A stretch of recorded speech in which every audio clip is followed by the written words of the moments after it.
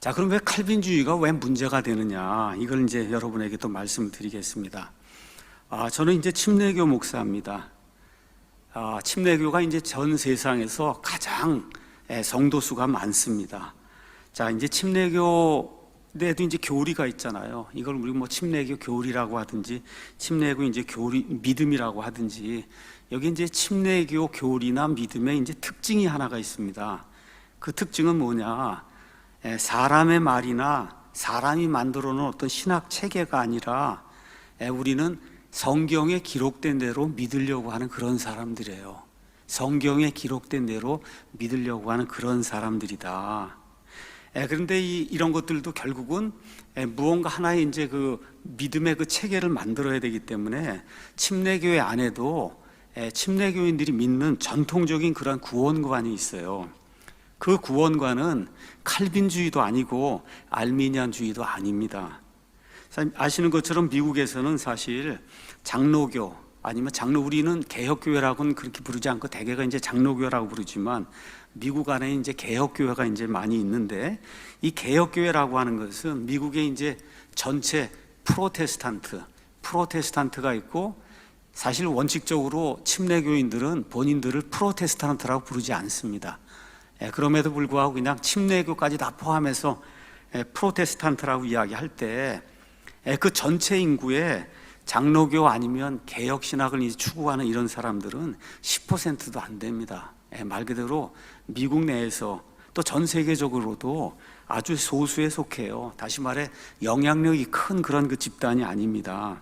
당연히 침례교회와 또 침례교회에서 이제 갈라져 나온 우리가 이제 이벤젤리컬 처치라고 이제 이야기하는데, 복음주의 교회들이 미국 내에서는 훨씬 더 교회 수도 많고, 그 다음에 이제 성도 수도 이제 많습니다.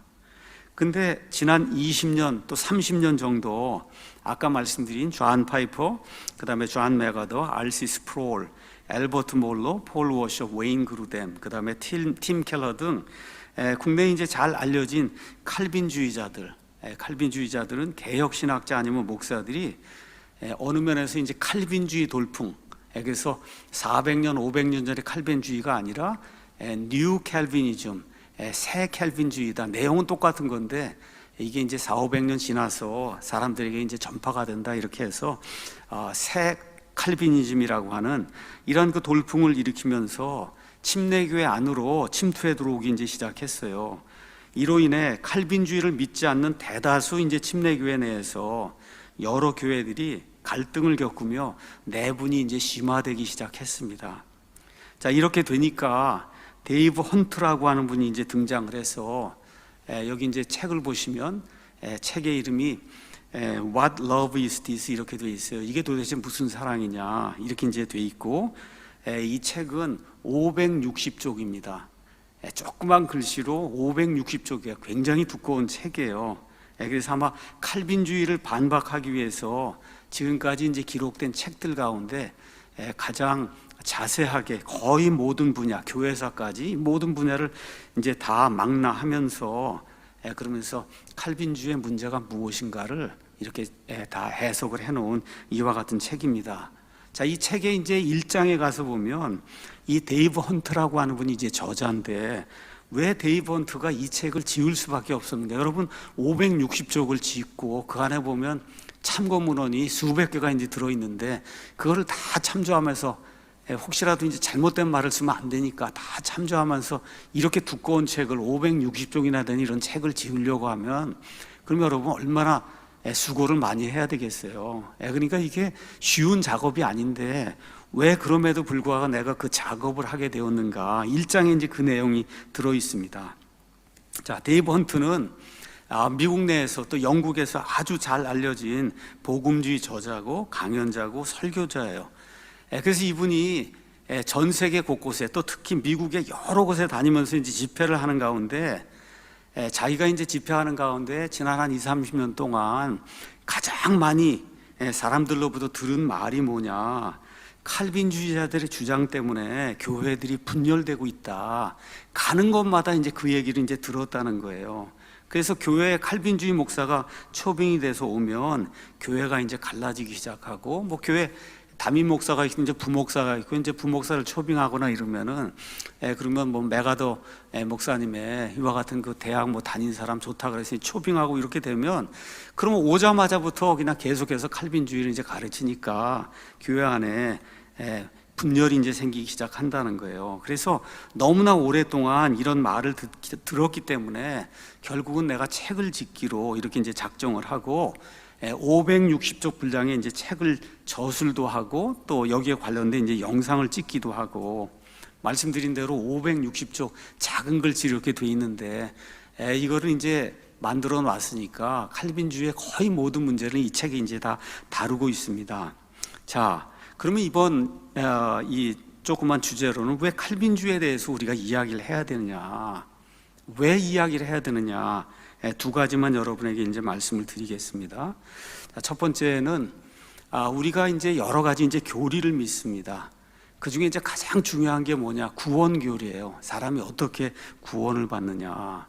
근데 이제 칼빈주의로 들어가게 되면 구원받는 방법에 대해서 문제가 이제 생깁니다. 자, 믿음이 먼저냐 아니면 중생이 먼저냐, 이걸 이제 풀어서 설명하면 여러분은 믿어서 구원을 받습니까? 아니면 구원받아서 믿습니까? 이런 문제가 발생하는 거예요. 다시 말씀드립니다. 믿어서 구원을 받느냐 아니면 구원받았기 때문에 믿을 수 있느냐, 이런 문제가 이제 발생을 하는 거예요. 이건 아주 매우 중요한 문제잖아요. 우리 구원하고 관련된 그런 문제니까. 자, 여기 이제 존 파이퍼 목사님의 유튜브 거기 가서 보면은 구원받는 순서를 얘기하는 거예요. 존 파이퍼 목사님이 먼저 리제너레이션, 하나님이 다시 살려놓으면 그러면 믿음을 가질 수 있고 그 다음에 예수님을 사랑할 수 있다는 거예요. 이렇게 돼 있는 거예요. 그러니까 모든 칼빈주의자들은 믿어서 구원받는 게 아니라 하나님이 그를 구원시켜 놓으면 비로소 그 사람이 믿을 수 있다는 거예요. 이걸 지금 주장을 하고 있는 거예요. 즉 예수 그리스도를 믿어야 하는 것은 사람의 책임인데 저와 여러분 분명히 그렇게 알고 있는데, 이렇게 믿을 수 있도록 하나님이 사람을 먼저 다시 태어나게 해야 한다. 그 이후에야 사람이 비로소 믿을 수 있다는 이런 주장을 이제 이분들이 이제 펼치는 겁니다. 자, 근데 성경은 무엇라고 이야기하느냐? 구원, 그 다음에 믿음, 이런 거 관련된 모든 구절 여러분이 가서 찾아보시면 사람이 믿어야 구원받는다고 성경이 이야기하고 있어요. 요한복음 3장 16절, 하나님께서 세상을 이처럼 사랑하사 자신의 독생자를 주셨으니 이것은 누구든지 그를 믿는 자는, 그렇죠, 멸망하지 아니하고 영존하는 생명을 얻게 하려 하십니다. 이게 그냥 처음부터 끝까지 다 이런 구조로 이제 돼 있는 거예요. 우리 로마서 10장 9절 10절, 내가 만일 내 입으로 주 예수님을 시인하고 하나님께서 그분을 죽은 자들부터 살리신 것을 내 마음속으로 믿으면 구원을 받으리니 사람이 마음으로 믿어 의에 이르고 입으로 시인하여 구원에 이르는 거예요. 하나님이 살려놓으면 믿는 게 아니라 우리가 믿어서 구원을 받는 겁니다. 10장 13절에도 누구든지 주의 이름을 부른 자는 구원을 받는 거예요. 믿고 주여 도와주시기 바랍니다, 살려주시기 바랍니다 하고 이렇게 주님의 이름을 부른 자는 누구든지 구원을 받는 건데, 칼빈주의에서는 제가 이제 다음번에 자세하게 칼빈주의 이제 5대 강령을 이제 설명하겠지만, 칼빈주의에서는 그게 아니에요. 완전히 죽어서 아무것도 할 수 없는 그 사람을 하나님이 먼저 살려놓아야 그 다음에 그 사람이 성경 말씀을 믿을 수 있다는 거예요. 믿을 수 있다, 이렇게 주장을 하니까 이게 구원의 방도에 있어서 완전히 서로 다른 거잖아. 하나는 믿어서 구원받는 거고 하나는 구원받아서 믿는 거니까 이 두 개가 어떻게 같을 수가 있어요. 더구나 구원은 가장 중요한 문제잖아요. 이렇기 때문에 우리가 이 문제에 대해서 특히 이제 목사로서 성경이 무엇라고 이야기하는지 우리 교회 성도들에게, 다른 사람들은 몰라도 내게 맡겨진 양들에게는 성경 말씀을 제가 가르쳐야 될 이와 같은 책무를 가지고 있기 때문에, 그래서 칼빈주의에 대해서 이야기할 수밖에 이제 없는 겁니다. 자, 두 번째는 칼빈주의에는 하나님의 속성에 대한 잘못된 이와 같은 견해가 들어있어요. 자, 칼빈의 이중 예정이라고 하는 것이 있습니다. 자, 제가 이 책을 갖고 나왔는데 이 책의 이름이 여러분도 뭐 들어보셨을 거예요. 칼빈의 기독교 강요다. 제가 이 책을 얼마를 주고 샀냐? 29,000원을 주고 사서 이게 600쪽 책이에요. 왜 이 책을 샀냐?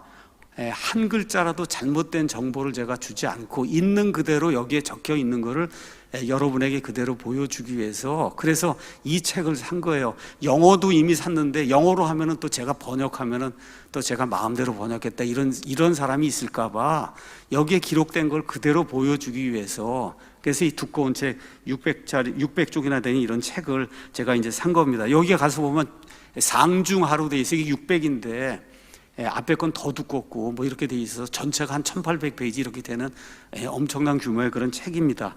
여기에 가서 보면 21장 이 책이 이제 499쪽에 나와 있는데 여기 가서 보면 21장의 제목이 영원한 선택 이렇게 돼 있고 하나님께서는 이 영원한 선택에 의해 어떤 사람은 구원에 또 어떤 사람은 멸망에 처하도록 예정을 하셨다는 거예요. 이거를 이제 칼빈의 이중 예정이라고 이제 이야기하는 겁니다. 여러분이 잘 알고 있는 위키백과라는 게 있어요. 그 위키백과에 가서 예정, 영어로 predestination 하고 이렇게 치면은 이런 글이 나옵니다. 모든 것이 다 작정이 되었다. 하나님이 의도적으로 작정하지 않으면 어떤 것도 일어나지 않는다. 그러니까 우리의 구원뿐만 아니라 이 우주 공간에 있는 모든 것, 인간의 생각 속에 있는 모든 것, 심지어 죄까지도 이 모든 것도 하나님이 작정했다는 이런 시나리오에 의해 이미 그 안에 적혀 있고 지금 저와 여러분은 그 시나리오대로 살고 있다는 거예요. 이와 같은 그 결론이 이제 나오게 이제 되는 겁니다. 자, 여기 이 책에 21장 5항 거기 가서 보면 하나님의 예정과 예지 이게 507쪽에 있는데 하나님의 작정 시나리오가 어떻게 돼 있냐 제가 그대로 읽습니다. 이 책에 있는 거를 우리는 예정을 하나님의 영원한 작정이라고 부르며 이 작정에 의해 하나님께서는 각 사람이 어떻게 되기를 원하신다는 것을 스스로 예정을 하셨다는 거예요. 이는 모든 사람이 같은 상태로 창조되는 것이 아니라 도리어 어떤 사람을 위해서는 영생이 예정되며 어떤 사람을 위해서는 영원한 저주가 예정되기 때문이다. 각 사람은 이 두 가지 중에 어느 한쪽 결말에 이르도록 창조가 되기 때문에 우리는 그를 생명에 이르도록 예정이 되었다. 아니면 사망에 이르도록 예정이 되었다. 그렇게 이제 말을 한다는 거예요. 말씀드린 대로 이게 칼빈의 이제 이중 예정이라고 하는 겁니다. 쉽게 이야기하면 이분들의 이제 표현에 따르면 이 세상 창조가 되기도 전에 구원받아 천국에 갈 자, 그 다음에 저주받아서 지옥에 갈 자가 이미 하나님의 작정 시나리오에 의해서 예정이 되어 있다는 거예요. 이렇게 되면은 어떤 사람이 믿으려고 해도 이 사람은 버림받은 자로 이 사람들이 이제 표현에 따르면 유기가 된다는 거예요. 지옥불 속으로 던져질 수밖에 없는 그런 운명을 타고 난다는 거예요. 이 내용이 24장 이제 17항에 선택과 유기라고 하는 그런 그 항목에서 이런 것들이 이제 나타나 있어요. 요한 웨슬리가 이와 같은 그 칼빈주의 이런 말을 듣고는 이제 이렇게 이야기하는 거예요. 그러면 구원받으라고 복음을 전할 필요가 어디에 있냐? 이미 어떤 사람들은 구원에 이르도록 정해져 있는 거야. 이 사람들은 믿으려고 하든지 믿지 않으려고 하든지 이미 구원받도록 정해져 있기 때문에 결국 구원받을 거고, 어떤 사람들은 구원을 받으려고 그렇게 노력을 해도 이미 저주를 받아 지옥에 가도록 정해져 있기 때문에 구원받으려고 노력해도 이 사람들은 구원받을 수가 없다는 거예요. 자, 이렇게 되면 더 나아가서 성경이 왜 필요하고, 그 다음에 교회가 왜 필요하고, 설교가 왜 필요하고, 전도와 선교 이런 것이 왜 필요하냐, 이와 같은 결론이 나올 수밖에 없잖아요. 그렇죠? 자, 과연 그러면 하나님은 지금까지 이 땅에 뭐 수백억 명의 사람들이 있었는데 그 중에 뭐 반쯤은 예를 들어 지옥에 간다고 이야기하면, 그러면 뭐 100억이든 200억의 그런 사람들을 지옥에 떨어지도록 이미 작정을 하시고, 또 그리고 어떻게 하냐, 그들이 지옥에 떨어지는 것을 보고 기뻐하시며 영광을 받으시냐. 이 모든 것이 하나님의 영광과 하나님의 기쁨을 위해 모든 것이 다 이렇게 작정이 돼 있다고 이야기를 하니까, 그러면 그렇게 수많은 사람들, 하나님의 형상으로 하나님이 창조했던 그런 사람들을 하나님이 지옥에 넣는 걸 그렇게 보시면서 기뻐하시고 그 일을 통해서 영광을 받으실 수 있느냐. 이 사람들은 어떤 사람들이에요? 선한 양심을 가지고 이 중에는 믿어보려고 애를 쓰는 사람이 있잖아요. 그렇죠? 근데 이 사람들은 아무리 노력을 해도 구원받지 못하도록 이미 유기가 되어 있는 이와 같은 존재들이다. 자, 그래서 이런 그 반론을 펼치면 데이브 헌트의 이야기예요. 칼빈주의자는 항상 공통적으로 이렇게 이야기한다는 거예요. 당신이, 형제님이 칼빈주의를 제대로 이해하지 못해서 그래서 그런 말을 하는 겁니다.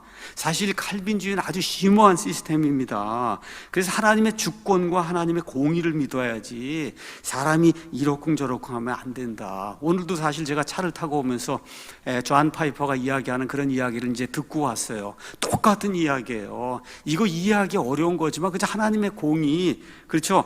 하나님의 이와 같은 이 주권 이런 거 그냥 인정하고 그대로 믿어야지. 이건 말로 다 설명할 수 없는 거다. 그렇게 본인이 이야기하면 말로 다 설명할 수 없는 거다.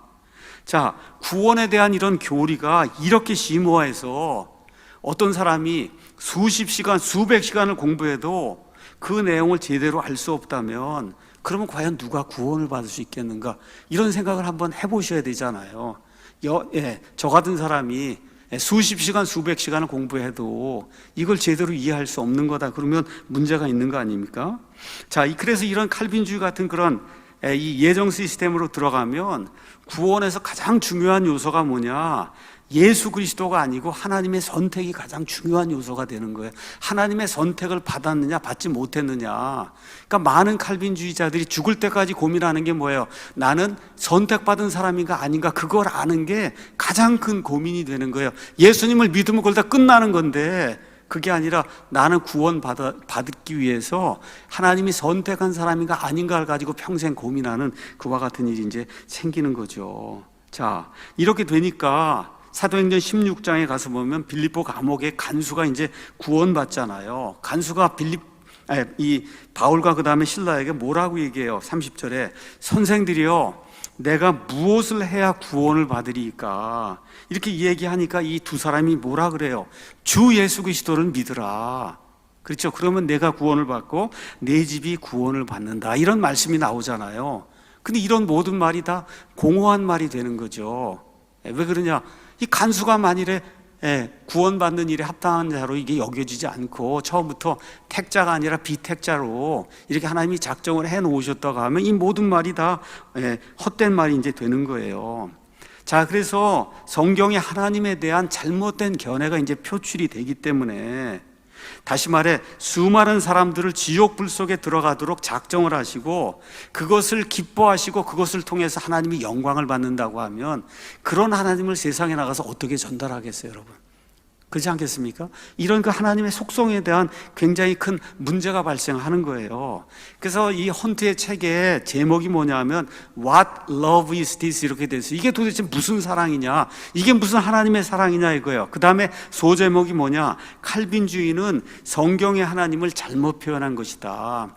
Misrepresentation of Calvinism, 하나님에 대해서 잘못 이렇게 사람들에게 전달하고 있는 이런 시스템이다.